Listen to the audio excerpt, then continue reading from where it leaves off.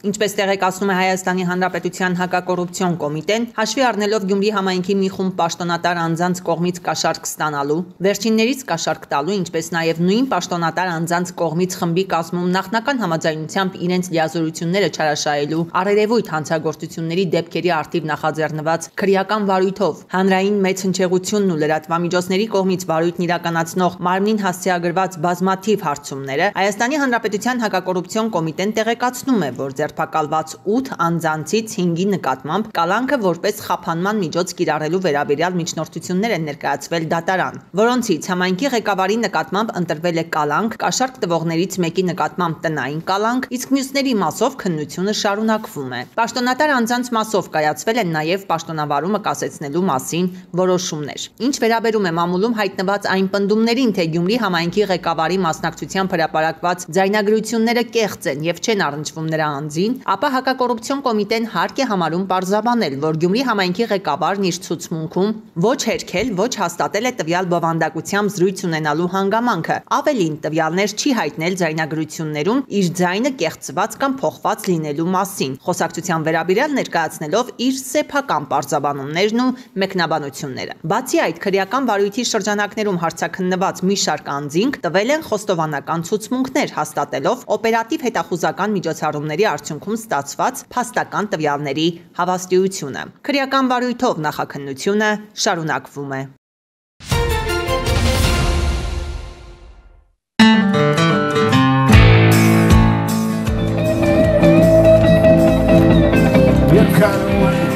Արտիկ համայնքի նոր կյանք բնակավայրում տեղի ունեցավ Ղափամա փառատոնը։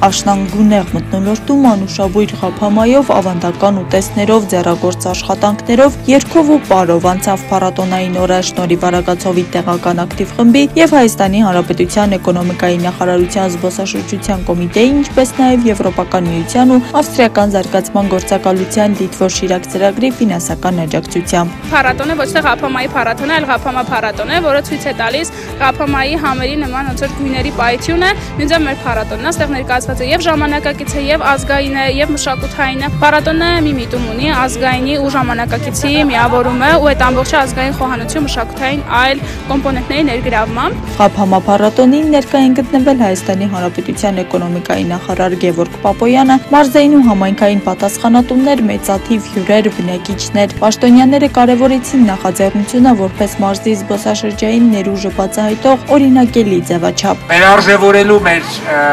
գյուղական ավանդույթները եւ դրանք դարձնելու տուրիստական զբոսաշրջային կարևոր ակտիվ, կարևոր արժեք։ Հայաստանի Հանրապետության այլ բնակավայրերի բնակիչներ այցելեն Շիրակի մարզ, Արտիկ համայնք, Գյումրի, Անի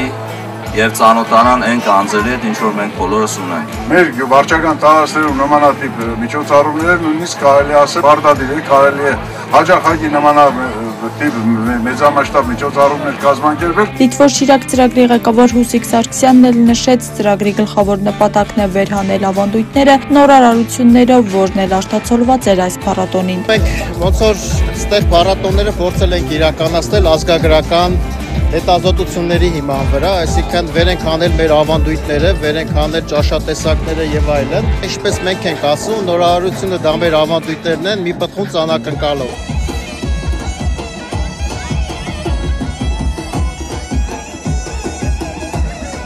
Հայկական մշակույթի ու համերի, հայ երգի ու պարի մեկտեղմամբ կայացավ Ղափամայի օրը։ Իմ կարծիքով ինքը նաև երիտասարդների համար շատ կարևոր է, քանի որ հետ վերադարձ դեպի ակունքներ։ Մենք այսօր պարուսություն ենք անելու, մեր ազգային պարերից ենք սովորելու միասին պարելու ենք։ Այն, որ փառատոնը ստացված է, փաստում են նաև ներկաները։ Ամեն ինչ շատ լավ է կազմակերպված երիտասարդների համար, ավելի ակտիվ են դարձնում երիտասարդներին։ Տրամադրությունը շատ լավ է,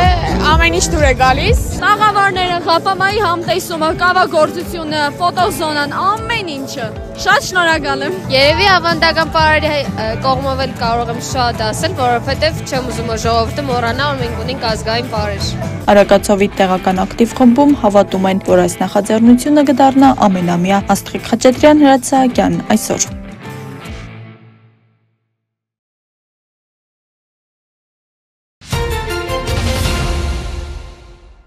Ժամկետային զինծառայության ժամկետը հունվարի 1-ից կրճատվում է։ Այս մասին Facebook-յան ուղիղ եթերում ասել է վարչապետ Նիկոլ Փաշինյանը։ Պաշտպանության նախարարը խորհրդարանական գործընկերների հետ քննարկումների արդյունքում օրենսդրական նախաձեռնություն էր դրել շրջանառության մեջ, որով առաջարկում էր Հայաստանում ժամկետային զինվորական ծառայության ժամկետը 2 տարվա փոխարեն սահմանել 1.5 տարի։ Ի սկզբանե նախատեսված էր, որ այս կարգավորումը ուժի մեջ մտնի 2026 թվականի ամառային զորակոչից,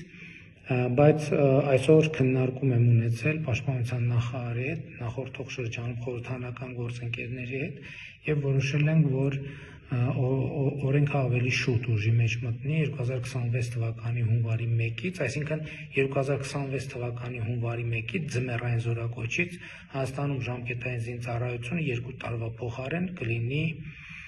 1.5 տարի։ Շնորհակալություն եւ բարի ծառայություն եմ մաղթում մեր բոլոր զինվորներին։ Վարչապետ Նիկոլ Փաշինյանը մասնակցել է Ակադեմիական քաղաք Հայաստան գիտելիքի միջազգային ֆորում համաժողովին, հանդես եկել կանխատեսել ապագան խորագրով բանախոսությամբ։ Խոսելով Ակադեմիական քաղաքի ռազմավարական նշանակության մասին, վարչապետ Փաշինյանը նշել է, կրթությունն անհատի ապագայի կանխատեսման հարթակ է, եւ Ակադեմիական քաղաք նախագիծն իրականում անհատի ապագայի կանխատեսման համակարգն ավելի ուժեղացնելն է, եւ անհատի ապագայի կանխատեսման համակարգը տրանսֆորմացնել է պետության ապագայի կանխատեսման համակարգի։ Օրինակների մասին մտածելիս ես օրինակ գալիս եմ այն եզրակացության, որ կանխատեսել ապագան նշանակում է նախագծել, պլանավորել ապագան։ Այսինքն սա շատ կարևոր բան է։ Այստեղ է որ մենք ալքիմիայի կամ աստղագուշակության տրամաբանությունից դուրս ենք գալիս ապագան կանխատեսելու եւ մտնում ենք ռացիոնալության դաշտ, արձանագրելով, որ կանխատեսել ապագան նշանակում է պլանավորել ապագան, որովհետև հենց թեկուզ մեր այսօրվա հանդիպման մասին խոսելիս մենք ոչ թե իրականում ոչ թե այդքան կանխատեսել էինք, այլ պլանավորել էինք, որ այսօրը տեղի ունենա եւ հետեւաբար ապագայի մասին խոսելիս ընդհանուր առմամբ բոլոր ոլորտներով, բոլոր ուղղություններով ես ուզում եմ առաջարկել հետեւյալ բանաձևը, որ կա նախագիծ, կա ապագա, չկա նախագիծ, չկա ապագա։ Այսինքն ցանկացած դեպքում, երբ որ մենք խոսում ենք ապագայի մասին եւ փորձում ենք հասկանալ, թե ինչքանով է այդ ապագան կանխատեսելի, շատ կարեւոր է հասկանալ, իսկ այդ կանխատեսման տակ պլան կա, թե չկա, նախագիծ կա, թե չկա։ Եթե կա նախագիծ, ուրեմն կա ապագա, եթե չկա նախագիծ, ուրեմն դա ապագա չի, դա ինչ որ մի ուրիշ բան է, կամ եթե մի փոքր այլ տեսակետից ընկալենք իրականությունը, կարող ենք արձանագրել հետևյալը, որ ապագան այսպես թե այնպես գալու է։ Այսինքն չկա տենց իրավիճակ, երբ որ ապագան չկա։ Այլ հարց է, թե ապագան, որը եկավ, ինքը համապատասխանում է մեր պլանավորումներին, մեր ցանկություններին, մեր նախագծերին, թե ինքը ուղղակի ինչ որ ուրիշ մեկն է պլանավորել, որովհետև ես մտածում եմ, որ գուցե այստեղ էլի մտնենք ինչ որ էզոթերիկ դաշտ, եթե ապագան եկել է ինչ որ մեկ այդ ապագան պլանավորել է։ Հարցը այն է, մենք դրանում դեր ունեցել ենք, թե դեր չենք ունեցել։ Ես այս վերջերս քաղաքական մակարդակում իհարկե շատ խոսում եմ դրա մասին, ասելով, որ այո, Հայաստանի Հանրապետությանը ապագան ըստ էության եւ որը եկել էր եւ որը մեզ համար այնքան էլ կառավարելի չէր, էդ էլ ինչ որ միտեղ, ինչ որ մի ձևով պլանավորված էր։ Եվ հարցն է, թե ինչքանով է եղել մասնակցությունը մեր այդ ամեն ինչի։ Բայց մեծ հաշվով կարծում եմ այն խնդիրը, որ ոլորտային, գլոբալ ապագաները կանխատեսելի են, այդ խոսույթը եւ իրականությունը շատ թե քիչ ընկալված է։ Այսինքն այն օրինակները ես բերեցի, դրանք հանրահայտ օրինակներ են։ Ես իմիջիալոց հիշում եմ ինձ 1995 թվականին, երբ որ ամեն օրվա նման հերթական մի օր ես մոտեցա կրպակ, գնեցի թերթ եւ մետրոյի վագոնում կարդալով այդ թերթը գնում էի աշխատանքի եւ ես հիշում եմ մի փոքր շատ առաջին էջում փոքր մի լուր, որտեղ ասում էր, որ շուտով գալու են ժամանակներ, երբ որ մարդիկ հեռախոսով խոսելիս տեսնելու են իրենց։ երբ որ մարդիկ լուրեր են կարդալու որպես հեռախոս օգտագործվող գործիքներին 95 թվին ես այդ ժամանակ իմիջիալոց լրագրող էի եւ ըստ էության սկսնակ լրագրող եւ թերթ տպելը ինձ համար տեխնոլոգիական ամենավերջին մանավանդ նոր համակարգիչներն էին մտել եւ նոր տեխնոլոգիա մուտք էր գործել աշխարհ եւ լինոտիպին փոխարինելու էր եկել համակարգիչը եւ տպավորություն էր որ մենք վերջ հասել ենք գագաթնակետին հետո երբ որ ես առաջին անգամ տեսա սմարթֆոն ես հիշեցի 95 թվականին ինձ այդ վագոնում եւ այն ժամանակ դա շատ անհավանական էր թվում բայց դա էլ էր ապագայի կանխատեսում են տրամաբանության որ դա ապագայի պլանավորում էր եւ դրանով էր կանխատեսում բայց մեր խոսակցության հիմնական նյութին է կհասա ես ուզում եմ հիմա այս ոլորտները ուղղությունները տեխնոլոգիաները մարս կթռնենք լուսնի վրա տեղի կունենա հետեւյալը ասուպների վրա հանքարդյունաբերություն կզարգանա եւ այլն բայց ես ուզում եմ խնդիրը բարդացնել կամ գալ հիմնական հարցին իսկ ասենց ոլորտային գլոբալ որ հնարավոր է կանխատեսել ինչպես տեսանք իսկ հնարավոր է արդյոք կանխատեսել ամեն անհատի ապագան եւ մեր այս ամբողջ խոսակցությունը կրթության ոլորտում մեր ворթեգրած ռազմավարությունները ըստ էության հանգում են այդ հարցին հնարավոր է արդյոք կանխատեսել մեկ անհատի ապագան եւ մենք կարծում ենք որ այո եւ մենք ըստ էության սկսել ենք մեկ անհատի ապագայի պլանավորման աշխատանքը կամ բանաձև ենք առաջարկել որով առաջարկում ենք պլանավորել ամեն անհատի ապագան Ազգային ժողովի նախագահ Ալեն Սիմոնյանը Ժնևում հանդիպել է միջխորհրդարանական միությունում Դանիայի պատվիրակության ղեկավար Սյորեն Սյոնդերգարդի հետ։ Զրուցակիցներն անդրադարձել են երկու երկրների խորհրդարանական համագործակցության զարգացման թեմային, քննարկելով հայ-դանիական հարաբերություններին վերաբերող հարցերի լայն շրջանակ։ Ազգային ժողովի նախագահը զրուցակցին մանրամասներ է ներկայացրել Հայաստանի եւ Ադրբեջանի միջև հաստատված խաղաղության գործընթացից, քննարկումներ են ծավալվել նաեւ Հայաստան-Եվրամիություն հարաբերությունների եւ երկկողմ հետաքրքրություն ներկայացնող այլ հարցերի շուրջ։ Սիմոնյանը գործընկերոջ ուշադրությունն է հրավիրել նաև Ադրբեջանում գտնվող գերիների եւ ապօրինի պահվող անձանց խնդրին, կարևորելով անհետ կորած համարվողների հարցը։ Տեղի է ունեցել միջխորհրդարանական միության 151-րդ վեհաժողովը։ Հայաստանի Հանրապետության ազգային ժողովի նախագահ Ալեն Սիմոնյանը ելույթ է ունեցել վեհաժողովի ընդհանուր քննարկումներում։ Հայ ժողովրդի համար այս ընդհանուր քննարկման թեմայի կարևորությունը դժվար է գերագնահատել։ Հայաստանը ծանոթ է մարդասիրական ճգնաժամերին, ունենալով 1988 թվականի Սպիտակի երկրաշարժի տխուր հիշողությունը, որը խլեց տասնյակ հազարավոր կյանքեր եւ 100 հազարավոր մարդկանց թողեց անօթևան։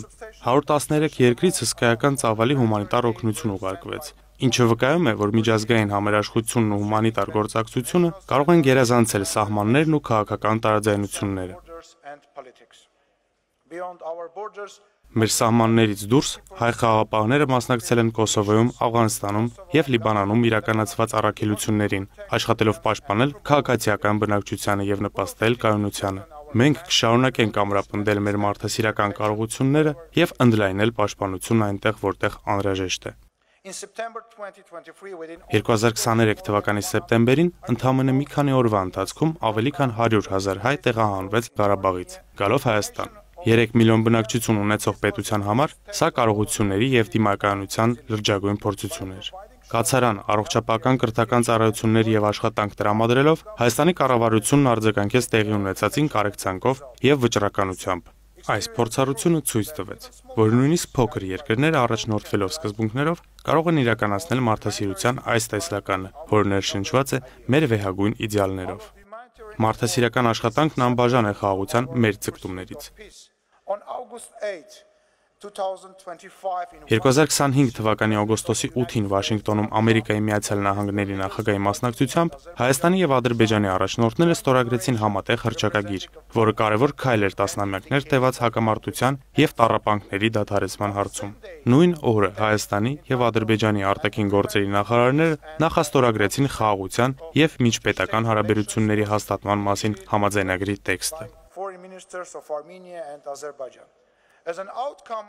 Վաշինգտոնում կայացած հանդիպման արդյունքում Հայաստանը կաշխատի Միացյալ Նահանգների եւ փոխադարձաբար համաձայնեցված երրորդ կողմերի հետ, ապահովելով TRIP-ի միջազգային խաղաղության եւ բարգավաճման Թրամփի ուղու նախաձեռնության իրականացումը։ TRIP-ի ենթակառուցվածքային նախագիծը բխում է Հայաստանի տեսլականից։ Իր հռչակած խաղաղության խաչմերուկ ծրագրի միջոցով ապահովելու անխափան տարածաշրջանային հաղորդակցությունը նախատեսելով երկաթուղու զարգացում, ինչպես նաև մայրուղիների, խողովակաշարերի, էլեկտրահաղորդման գծերի եւ կապի մալուխների կառուցման հեռանկար Հայաստանի, Ադրբեջանի եւ հարակից երկրների միջև։ Այնուամենայնիվ պետք է նշեմ, որ Ադրբեջանում պահվող անձանց հարցը դեռևս լուրջ մարդասիրական խնդիր է, որը պետք է լուծում գտնի։ Մենք ցկտում ենք գերեվարված անձանց հնարավորինս շուտ ազատ արձակմանը եւ վերամիավորմանը իրենց ընտանիքների հետ։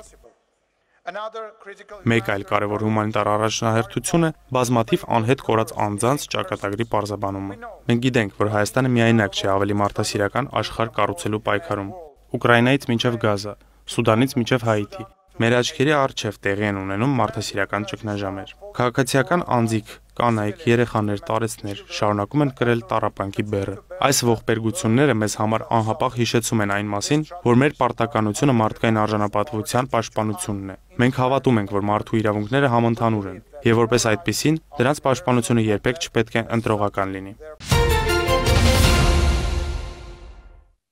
Ժնևում անցկացվող միջխորհրդարանական միության 151-րդ վեհաժողովի շրջանակում տեղի ունեցել Հայաստանի ազգային ժողովի նախագահ Ալեն Սիմոնյանի եւ Ադրբեջանի խորհրդարանի նախագահ Սահիբա Գաֆարովայի հանդիպումը։ Քննարկումների ընթացքում խոսնակները ողջունել են Վաշինգտոնում ձեռք բերված պայմանավորվածությունները եւ հարաբերությունների կարգավորման ուղղությամբ իրականացվող քայլերը։ Զրուցակիցներն ընդգծել են կառուցողական երկխոսությունը շարունակելու կարևորությունը եւ պատրաստակամություն հայտնել աջակցելու խորհրդարանական մակարդակում վստահության ամրապնդմանն ուղղված քայլերի իրագործմանը։ Հոկտեմբերի 21-ին Հայաստանի Հանրապետության պաշտպանության նախարար Սուրեն Պապիկյանը պաշտպանության նախարարության վարչական համալիրում ընդունել է պաշտոնական այցով Հայաստան ժամանած Վրաստանի պաշտպանության նախարար Իրակլի Չիկովանիին։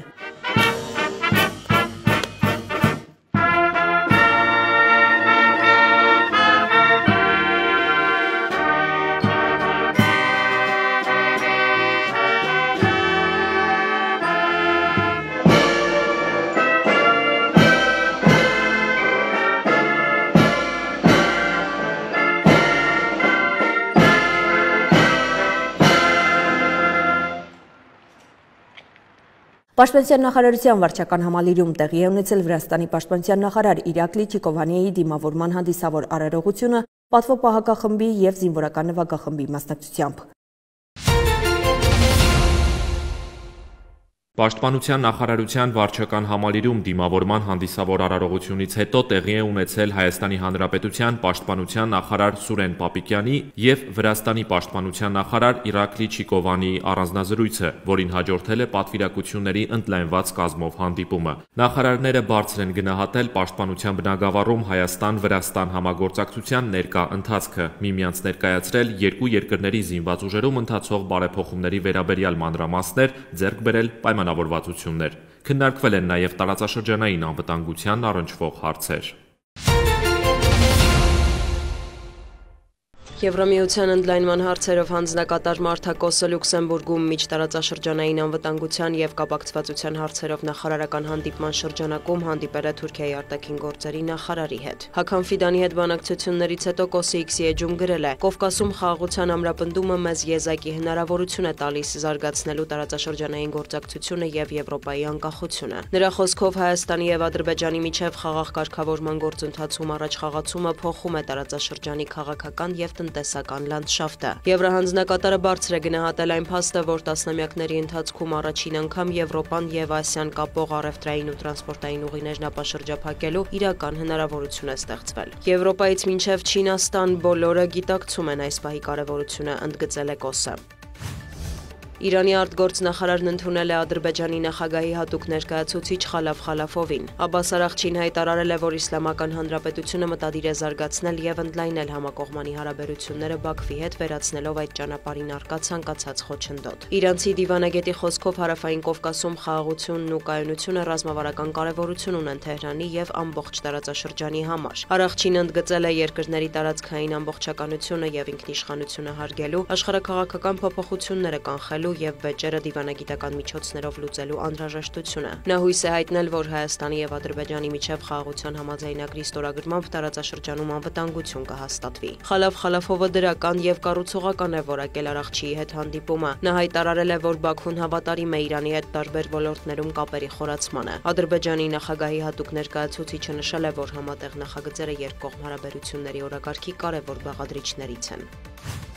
ԱՄՆ նախագահը հայտարարել է, որ իր կարծիքով Ուկրաինան կարող է հաղթել Ռուսաստանին, սակայն դա քիչ հավանական է։ Միևնույն ժամանակ Սպիտակ տան ղեկավարը նախազգուշացրել է, շատերը բարձր գին կվճարեն, եթե հակամարտությունը հնարավոր չլինի կարգավորել։ Հատկանշական է, որ ավելի վաղ, նախքան Ռուսաստանի նախագահի հետ հեռախոսազրույցը, Դոնալդ Թրամփը համոզմունք էր հայտնել, որ Ուկրաինան շատ լավ դիրքերում է եւ Եվրամիության աջակցությամբ կարող է պայքարել ու վերադարձնել իր տարածքները։ Սակայն ըստ ամերիկյան ԶԼՄ-ների օրեր առաջ Սպիտակ տանը Վոլոդիմիր Զելենսկու հետ հանդիպմանը Թրամփը պահանջել է հանձնել Դոնբասը։ Նաև առաջիկայում ակնկալվում են Թրամփ-Պուտին բանակցությունները, որոնք ամենայն հավանականությամբ կանցնեն Բուդապեշտում։ Չնայած Եվրոպայի տարածքում նման հանդիպման հեռանկարի շուրջ եվրոպական մի շարք երկրներում արկա դժգոհությանը, Բուլղարիան հայտարարել է, որ պատրաստ է օդային միջանցք տրամադրել, որպեսզի Կրեմլի ղեկավարի ինքնաթիռն անվտանգ հասնի Հունգարիա։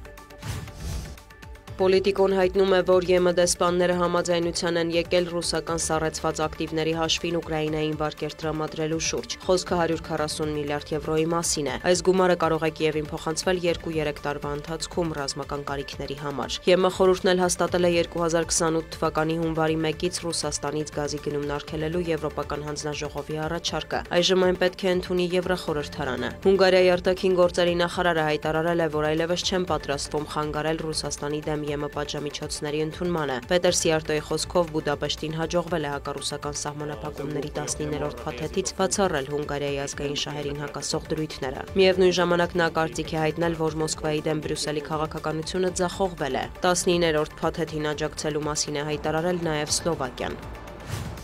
Ճապոնիայի խորհրդարանը ձայների մեծամասնությամբ լիբերալ-դեմոկրատական կուսակցության ղեկավար Սանաե Տակաիչիին հաստատել է վարչապետի պաշտոնում Ճապոնիայի նորարարական կուսակցության հետ կոալիցիա կազմելուց հետո։ Այսպիսով Տակաիչին, որը հայտնի է ծայրահեղ պահպանողական հայացքներով, դարձել է Ճապոնիայի առաջին կին վարչապետը։ Այժմ նոր վարչապետը պետք է ձևավորի նախարարների կաբինետը։ Այնուհետև ակնկալվում է Դոնալդ Թրամփի այցը Ճապոնիա։ ԶԼՄ-ները գրում են, որ բացի արտաքին դիվանագիտական մարտահրավերներից Տակաիչին կարող է բախվել նաև մի շարք ներքին խնդիրների՝ գնաճ, անվտանգություն, ներքին քաղաքական անկայունություն։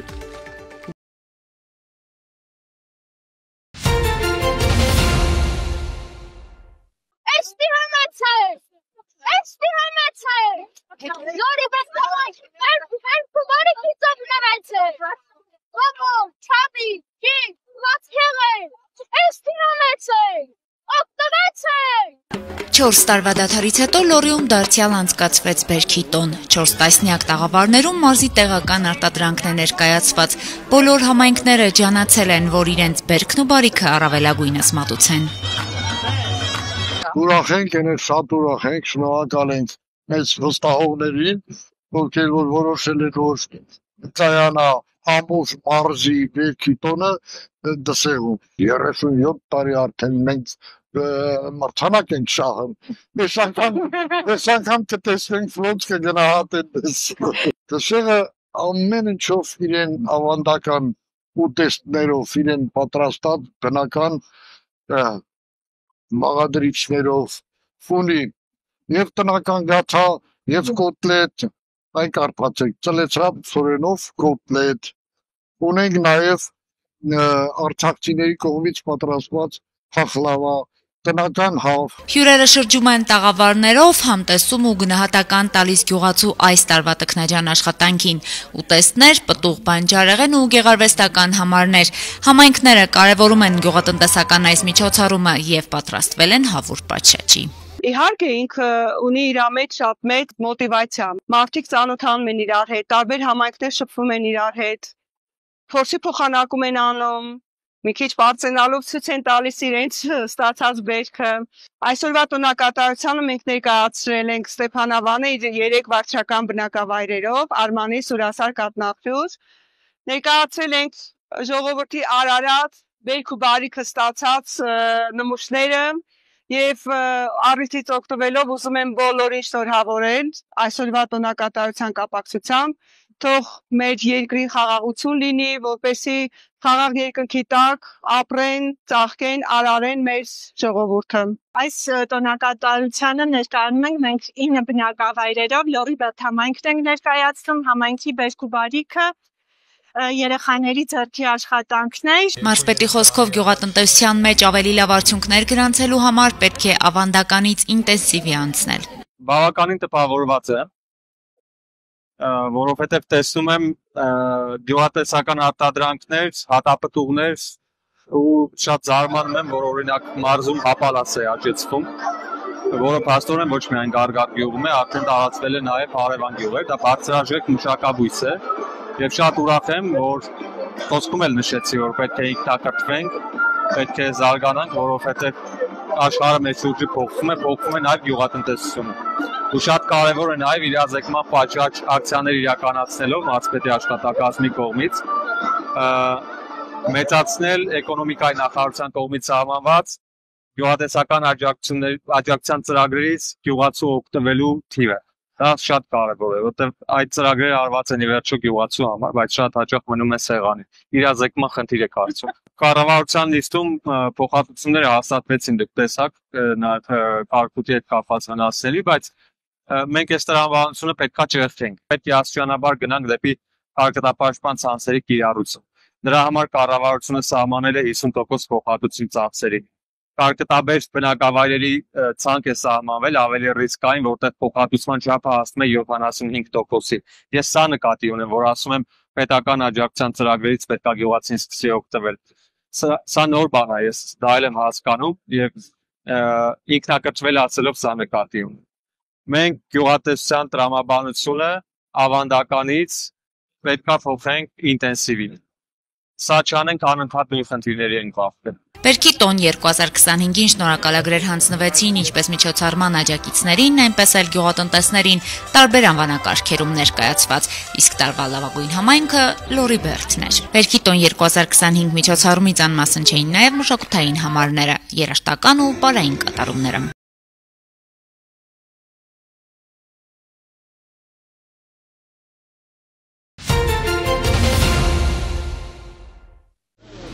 Կապանում հոկտեմբերի 1-ից գործում է տպարան, որտեղ աշխատում են նախկին դատապարտյալներ կամ պրոբացիայի ծառայությունում ներկայումս հաշվառված անձինք։ Դրա սոցիալականացման ծրագիրը նպատակ ունի կյանքի որոշակի փուլերում ինչ-ինչ պատճառներով դժվար իրավիճակներում հայտնված մարդկանց ապահովել աշխատանքով։ Մեր նպատակն է Սյունիքի մարզում ստեղծել նոր 7 աշխատատեղեր, որոնք արդեն իսկ ունենք, որ նախատեսված կլինի հենց նախկին դատապարտյալների կամ պրոբացիայի ծառայությունում հաշվառված անձանց, ընդ որում ոչ միայն Կապան համայնքից, այլ նաև Գորիս, Մեղրի, Սիսյան եւ Քաջարան համայնքներից ունենք, ովքեր որ աշխատակիցները հենց տեղում աշխատում են, ստանում են պատվերները եւ ուղարկում են տպագրատուն տպագրության։ Պետաքսե հնչյուն տպագրատունը ապահովում է այնպիսի տպագրություն, որը որ կտպավորի մարդկանց եւ կտպավորի ոչ միայն իր գույներով, իր դիզայնով, իր որակով, այլ նաեւ այն հիշողություններով ու էմոցիաներով, որը որ հաճախորդը կստանա, երբ որ կտեսնի իր ձեռքում արդեն իր արտադրանքը, որովհետեւ մենք կարողանում ենք 100%-ով ստանալ այն ամեն ինչը թղթի վրա, ինչը որ կա մարդկանց մտքում։ Նախաձեռնության հեղինակների խոսքով Մետաքսե հնչյունում լազերային տպագրության միջոցով հնարավոր կլինի սովորականից մինչև բարձր որակով գրքերի տպագրություն իրականացնել։ 7 շահառուները վերամասնագիտացել են համակարգչային եւ դիզայն գրաֆիկական ծրագրերով աշխատելու հմտություններ ձեռք բերել։ Սոցիալականացման օրինակ է նաև հասարակության կարծիքի վարքի փոփոխություն, որ նախկին դատապարտյալներ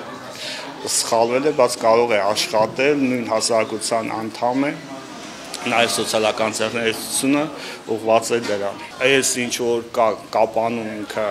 նորություն է, թվում է մարզում էլ, կային տպագրատներ, չեմ ուզում մեր դաշտում կայացած գործընկերներին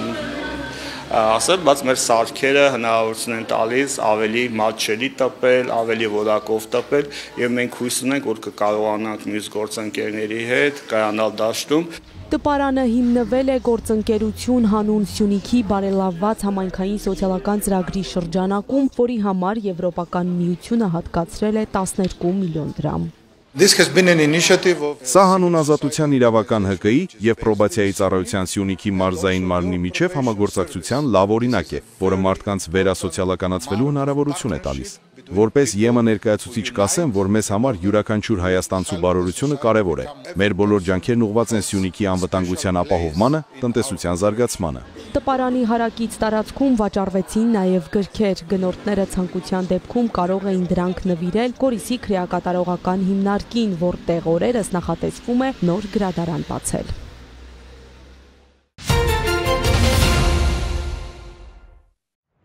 Հոկտեմբերի 13-ից 20-ը մայրաքաղաքում իրականացված ծառայության ընթացքում Երևանի պարեկները հայտնաբերել են ճանապարհային երթևեկության կանոնների 5676 խախտում, պահպանվող հատուկ տարածք տեղափոխելով 206 ավտոմեքենա, մասնավորապես հայտնաբերվել է ոչ սթափ 179 վարորդ, առանց վարորդական իրավունքի վկայականի 217 անձ, հայտնաբերվել է հաշվառման համարնիշի հետ կապված 41, կեղծ հաշվառման համարնիշով երթևեկող 1, կեղծ հաշվառման վկայականով երթևեկող 2, չամրակապված վարելու 1168, առանց մանկական նստատեղի քարսիթի 14, վարելու ընթացքում ծխելու 682, վարելի սեռախոսից օգտվելու 429, հետիոտնի որ սահմանված վայրով անցնելու 206 եւ 1919 այլ իրավախախտում, 159 մեքենա շահագործվել է առանց ապա պայմանագրի, 226-ը տեխնիկական զննություն չանցած, 81-ը լուսարձակների անսարքությամբ, 77-ը թաղանթապատված դիմապակիով եւ կողային ապակիներով։ Բացի այդ, տարբեր կասկածանքներով ձերբակալվելու համայնքային ոստիկանության բաժիններ է տարվել 81 անձ։ Նույն ժամանակահատվածում մարզերում պարեկները հայտնաբերել են ճանապարհային երթևեկության կանոնների 15512 խախտում, պահպանվող հատուկ տարածքներ տեղափոխելով 291 տրանսպորտային միջոց, հայտնաբերվել է ոչ սթափ 180 վարորդ, առանց վարորդական իրավունքի վկայականի 539, կեղծ վարորդական իրավունքի վկայականով երթևեկող 2, կեղծ հաշվառման վկայականով երթևեկող 4 անձ, հայտնաբերվել է նաև հաշվառման համարնիշի հետ կապված 63, շամրակապված վարելու 4351, առանց մանկական նստատեղի քարսիթի 200, վարելու ընթացքում ծխելու 484, վարելի սեռախոսից օգտվելու 720, հետիոտնին որ սահմանված վայրով անցնելու 91, արագության գերազանցման 2448 եւ 3859 այլ իրավախախտում, 428 մեքենա շահագործվել է առանց ապա պայմանագրի, 988 տեխնիկական զննություն չանցած, 892-ը լուսարձակների անսարքությամբ, այդ թվում 43 բեռնատար, 195-ը թաղանթապատված դիմապակիով եւ կողային ապակիներով։ Բացի այդ, տարբեր կասկածանքներով ձերբակալվելու ամենքային ոստիկանության տարածքային բաժիններ է տարվել 76 անձ։